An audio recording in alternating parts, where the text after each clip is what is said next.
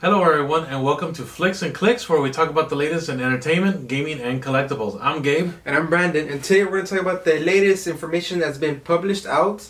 And have you guys seen on the internet? They have finally been posted a quick behind the scenes of the Predator Badlands. I don't know how many of you guys have seen it, but when I saw it, I got really excited and what they're working on. But not much is revealed about it. But there's some like from what I've can tell from looking at it, like that there's a predator in it, but who knows? It could be probably for the first time a female predator in the big screen, which is we have not seen at all before in the only in comics, and in some in the games, the Predator game of PS4 and PS5, but never in the big screen.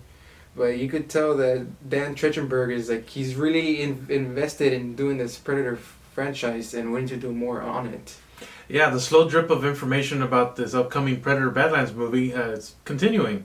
The latest information comes from director Dan Trachtenberg, essentially saying that we will finally have a Predator movie seemingly told from the POV of the Yautja Predators, which is awesome. That really hasn't been done, at least to the extent that he's kind of like hinting at. It hasn't been done before.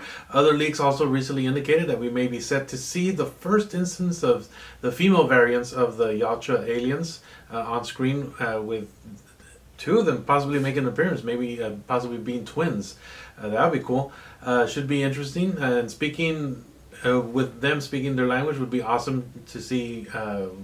Like how their culture is more of that. Like they kind of like hinted at little bits and pieces in the other movies, but not so much. So, what do you think, Brandon? Like I know you're hyped about that. Yeah, because like they could explore, since they have not done a Predator protagonist in a long time since the Alien vs Predator Requiem.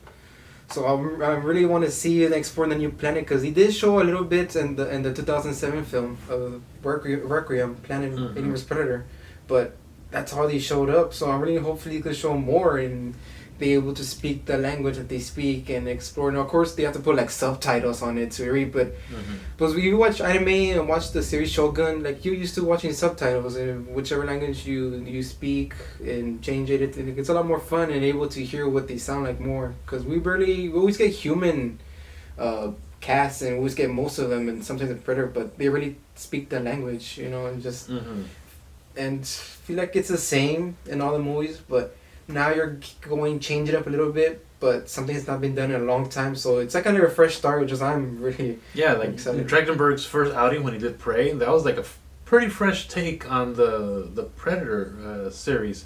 Like the Predator here on Earth, but like in colonial times, but it was told from the point of view of the indigenous character. So I'm really digging. I really dug the Prey movie. I'm looking forward to this one.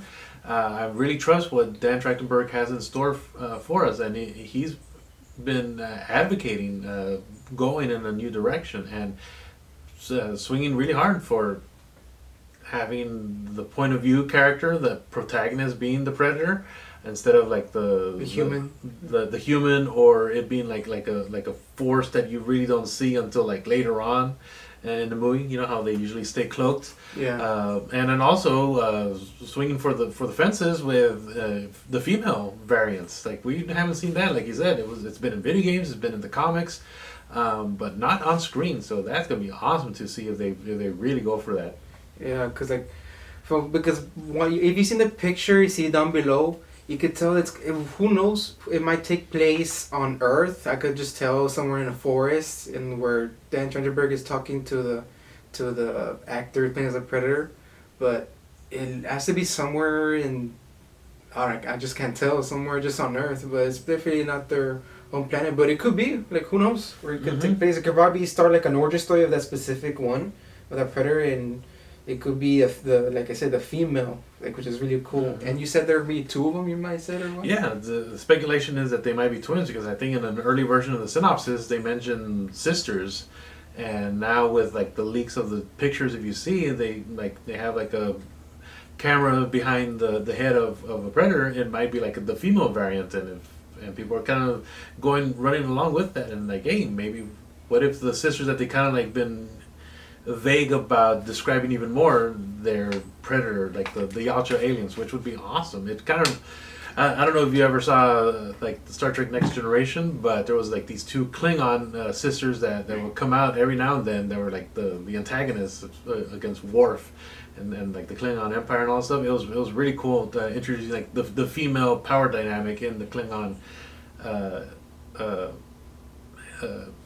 society there. It was really cool, and maybe bringing a little bit of that to this movie would be awesome. Like even those the sisters, the Klingon sisters, the Duras sisters, they came out in the Star Trek Generations. They were like the antagonists of that movie. Aside from like the main antagonists, they were one of the minor ones. Mm-hmm. But it was really awesome. So maybe like a little bit of that dynamic in this movie with these sister Yalchas. It would be awesome. Yeah, because you could tell from that POV that it has like a smaller frame and the head looks smaller, sleeker looking. Yeah. Like that just gives a hint that he's like Dan Trachtenberg is up to something. Like he's really wanted to change it up, and I agree totally. But not showing too much. Yeah, just chooses little pieces of things here and there, not to show everything, but at the same time they're revealing exactly what they're doing and what they're going for to make this new film and continue the franchise and make things bigger. Yeah. Yeah, still not much else is known about the movie. Elle Fanning is seemingly the only officially announced cast member. There's like no other cast attached to it on IMDb or any other place that I've been looking into it. So let's see who else comes out. I doubt she's going to be the only person, the only human in this movie. If it takes place on Earth, doubtful, but they're keeping their cards very close to the vest for this movie, which, you know what? A little bit of mystery is pretty good sometimes. Yeah. Like they could start the Sister Predator started young. You see them grow up and stuff like that in the very beginning, probably like a few minutes, and then they'll show the present day what they're doing now. That's really good. Now that's a good story. Mm-hmm. Well, all right then. Let's talk about the next latest announcement that has been announced. There's recent leaks that have been announced online, which I think they won't have been taken down. But I've seen Hiccup in an armor testing out to see if he's worthy to become a Viking and go along with his father, but his father does not know that Hiccup doesn't want to be a dragon killer. He wants to work with them, but his dad thinks otherwise. Yeah, this How to Train Your Dragon live action movie looks pretty good from the images that have come online recently, and like you said, they were quickly taken down. Like you visit those pages, you'll see image not available.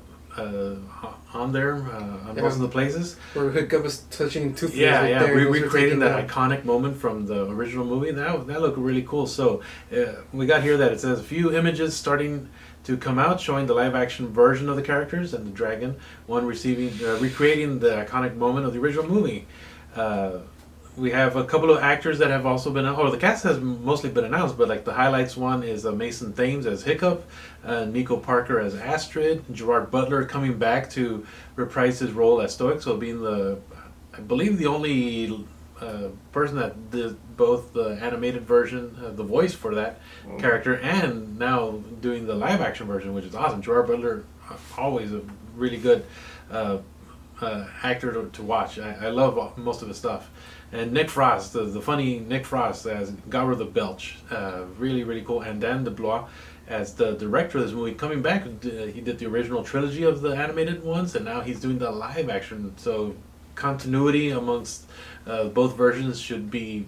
Keep it original. Yeah, pretty high. The fidelity between the two should be... he's probably sticking very close to the original. Maybe, I would imagine... like with any change in the versions, like a few changes here and there, but for the most part, like I'm pretty sure the major beats, they're gonna be pretty close to the same, just taken from the animated to a live action version. Yeah, because like I'm not really familiar with any of these actors. Like I've never seen them before, but you get to look. It very looks promising from those leaked photos. They are keeping exactly the way it should be. Because if they did it badly, like when they announced Sonic in the first place back then, it would have been.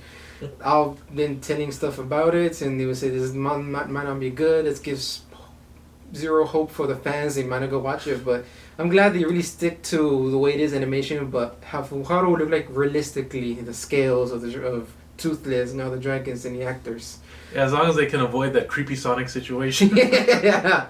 Like we laugh about it now. Yeah, but when it came out, it's like he looks a little off. Yeah. And the backlash was immediate It looks too human looking. and and huge.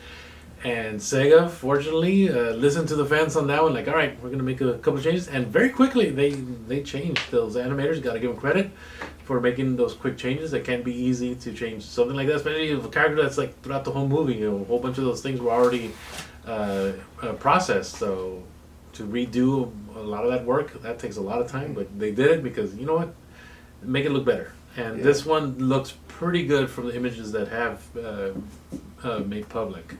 Yeah, because also I've been getting some. I don't know if I heard or not read correctly, that they're getting a little hate for the Astrid character for Nika Parker, because like she does not, like just because she doesn't have blue eyed and blonde hair doesn't mean she's not fit the role. And I think I've heard a little bit of rumors about that. And like to me, that's as long as it's good they change it up, but as long as they keep it the way she acts, her personality, and that's.